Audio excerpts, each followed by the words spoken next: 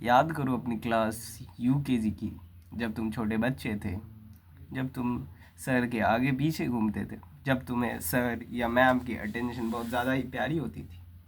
उस समय तुम रियलाइज़ करो कि मैम या सर ज़्यादा अटेंशन किसे देते थे। वो किसे पास बुलाकर उसकी गाल घींचते थे, वो किसे ज़्यादा प्यार देते थे, वो किसे ज़्यादा प्यार से समझाते थे। It was that fat cute boy और गर्ल। ये वो क्यूट बच्चा था जो अच्छा दिखता था, वो क्यूट दिखता था, वो प्यारा दिखता था। इसलिए मास्टर उसे अपने पास बुलाता था, उसके गाल को घींचता था, उसे ज़्यादा प्यार देता था और बाकी बच्चों की गांड चलाता था। The same happen for me. मैंने बचपन में ये सवाल कर दिया था। अराउंड मैंने क्लास यूकेजी में ही सवाल कर दिया कि क्यों क्यों टीचर उस बच्चे पे ही ज़्यादा ध्यान दे रहा है, क्योंकि वो गोरा चिट्टा सुंदर सा बच्चा था। और क्यों टीचर मुझ पे उतना ध्यान नहीं दे रहा। ऑल दो I was the topper in the class, I score the maximum marks. मुझे जो भी अटेंशन मिल रही मेरी एकेडमिक्स के कारण मिल रही और कोई कारण नहीं था। मेरे बाल गंदे थे, मेरी शक्ल बेकार थी, अभी भी बेकार है। तब मैंने ये सवाल कर दिया कि हाँ, क्यों क्यों सुंदर क्यूट लोग ज़्यादा खुश रहते हैं, ज़्यादा उन्हें प्यार मिलता है, वो ज़्यादा सक्सेसफुल होते हैं अपनी लाइफ में। सो तुमने अगर इस सवाल को अपनी ज़िंदगी में नहीं लाया तो तुम्हें ज़रूर लाना चाहिए। आज मैं इसी बारे में बात करने वाला हूँ कि व्हाट आर द रीजंस, आखिर क्या कारण है कि एक सुंदर आदमी या फिर सुंदर औरत ज़्यादा अच्छे से अपनी ज़िंदगी को बिताता है, या फिर वो ज़्यादा खुश रहता है, उसे ज़्यादा प्यार मिलता है लोगों से। सबसे पहले सवाल ये उठना चाहिए कि कोई सुंदर या बदसूरत क्यों होता है। अब तुम में से बहुत सारे लोग उठेंगे और बोलेंगे, नहीं भाई नहीं, beauty is in the eyes of beholder. देखो भाई, नहीं, beauty is not in the eyes of beholder. एक सुंदर आदमी सबकी नज़र में सुंदर ही रहेगा और एक बदसूरत सबकी नज़र में बदसूरत ही रहेगा। This is the harsh truth you need to understand. So I was talking कि क्यों कोई सुंदर होता है या फिर क्यों कोई बदसूरत होता है।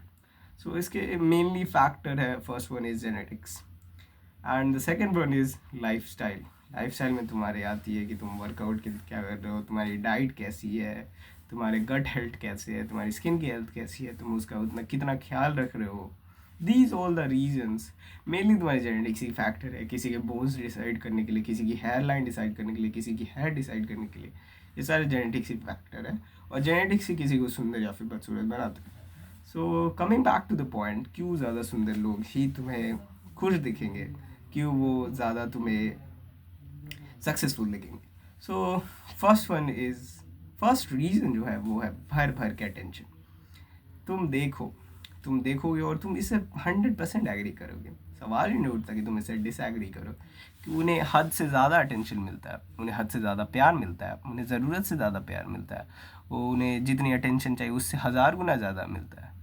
एक प्यारी सी क्वेट है कि one drown and one die from the thirst. एक डूब के मर जाता है और एक प्यास से मर जाता है।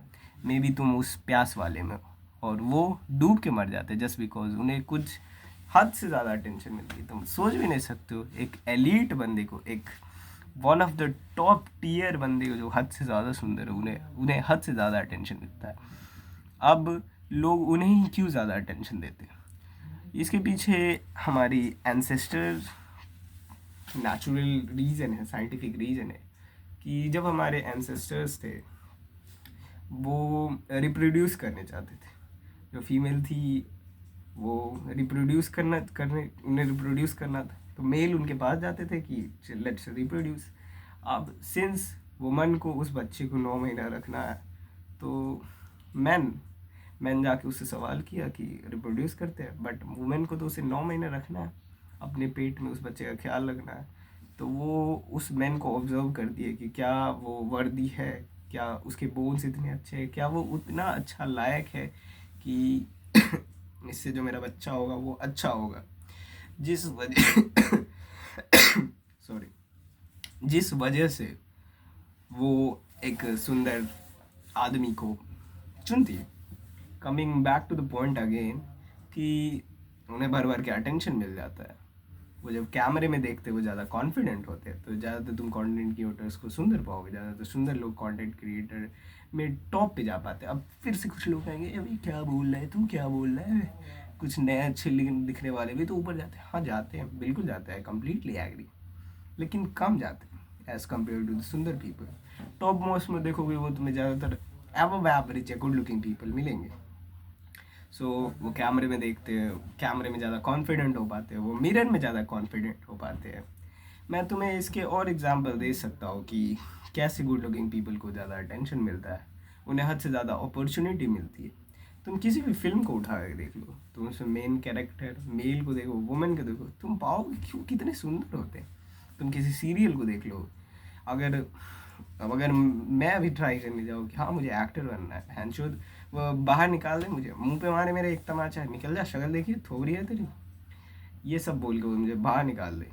लेकिन जो सुंदर है, अब तुम बोलोगे नहीं भाई एक्टिंग भी मैटर करती है, फिर से तुम कक वाला फेस लेके ये सवाल करोगे नहीं भाई एक्टिंग भी मैटर करती है। हाँ करती है, लेकिन पहला फिल्टर है कि तुम्हें सुंदर होना है। अब तुम बोलोगे नहीं भाई साइड कैरेक्टर ये वो, मत करो भाई, ये सब मत करो। मैं तुम्हें रियलिटी बता रहा हूँ। तुम टीवी पे अभी से जितनी भी सारी फिल्मों को देखोगे, सारे सारे सीरियल्स को देखोगे, तुम्हें उसमें लीड एक्टर सुंदर मिलेंगे। तुम ज़्यादातर कैमरा पे देखोगे, वहाँ तुम्हें सुंदर लोग मिलेंगे। तुम न्यूज़ रिपोर्टिंग को ही देख लो, उसमें जो कास्ट कर रहा है वो तुम्हें सुंदर मिलेंगे, क्योंकि उसे कैमरे के आगे आना है। सुंदर लोग, लोगों को सुंदर लोग दिखना है, लोगों को एस्थेटिक चीज़ें दिखनी है, और इन सब चीज़ों के कारण वो ज़्यादा कॉन्फिडेंट हो पाते हैं। मैंने तुम्हें बताया उन्हें ज़्यादा अटेंशन मिलता है। जब उन्हें ज़्यादा अटेंशन मिलता है, लोग खुद उन्हें अप्रोच करते हैं, उनके फ्रेंड्स ईजिली बन जाती है, उनकी सोशल लाइफ 1000 गुना अच्छी हो जाती है, उनके स्पीकिंग स्किल्स अपने आप बन जाते हैं, उन्हें ट्राई भी नहीं करना पड़ता और ईजिली वो स्पीकिंग स्किल्स को बना देते हैं अगर वो थोड़ा सा एफर्ट डाल दे तो। जिस वजह से उनका माइंड का वो पार्ट जिसे प्यार चाहिए, जिसे लोगों की अटेंशन चाहिए, जिस इस सब चीज़ की जिस माइंड के उस पार्ट को भूख रहती है, वो उनका पूरा हो जाता है। और जब उनका वो पार्ट पूरा हो जाता है, अब बचता है काम वाला पार्ट। तो जब वो इन पार्ट को पूरा कर पाते हैं और अपनी लाइफ में लव को अचीव कर पाते हैं, फ्रेंडशिप को ईजिली अचीव कर पाते हैं, वो अपने काम पे ज़्यादा ध्यान दे पाते हैं, क्योंकि ये सब बेसिक रिक्वायरमेंट है और ये बेसिक रिक्वायरमेंट उनको ईजिली पूरी हो जा रही है। वेयर एज उस अगले बंदे को सफ़र करना पड़ेगा इन बेसिक रिक्वायरमेंट के लिए भी, और जब उस अगले बंदे को इन बेसिक रिक्वायरमेंट के लिए भी सफ़र करना पड़ेगा, वो अपने काम पे कम ध्यान दे पाएगा as compare to the one who is सुंदर। सो तुमने let's talk about dating. Dating में भी तुमने देखा होगा कि सुंदर बंदे की गर्लफ्रेंड होती है, जो थोड़ा अच्छा दिखता है उसे ईजिली गर्लफ्रेंड मिल जाती है। या फिर तुम जाके किसी को, अगर तुम देख रहे हो कि कोई अप्रोच कर रहा है, मैं तुम्हें एग्जांपल देता हूँ। एक सुंदर लड़का अप्रोच कर रहा है एक लड़की को, एक बदसूरत लड़का कर रहा है, और हो सकता है उस बदसूरत की स्पीकिंग स्किल, उसकी कम्युनिकेशन स्किल गॉड लेवल हो, बट स्टिल वो लड़की वांट दैट सुंदर गाय एज हर लव। क्यों? जस्ट बिकॉज वो सुंदर है। इन कारणों से उन्हें लव मिल जाता है, उन्हें ईजिली ये सब चीज़ मिल जाती है, फिर वो अपने काम पे ईजिली ध्यान दे पाते हैं, जिस कारण से वो तुम्हें ज़्यादा हैप्पी दिखेंगे, वो तुम्हें ज़्यादा सक्सेसफुल दिखेंगे। Now let's talk about the conclusion.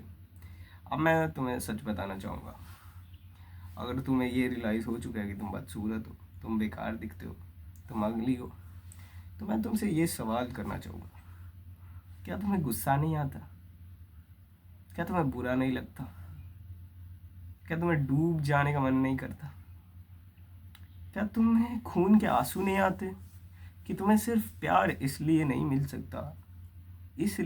सकता जस्ट बिकॉज तुम अच्छे नहीं दिखते हो?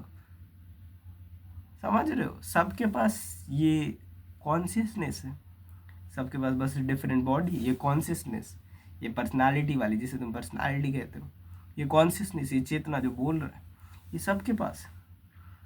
लेकिन तुम्हें सिर्फ इसलिए प्यार नहीं मिलता क्योंकि तुम बदसूरत हो, क्योंकि तुम बेकार दिखते हो, जस्ट बिकॉज तुम्हारे बोन्स, तुम्हारी हड्डियाँ, तुम्हारी आँख, तुम्हारे बाल, तुम्हारे होंठ, ये बेकार है।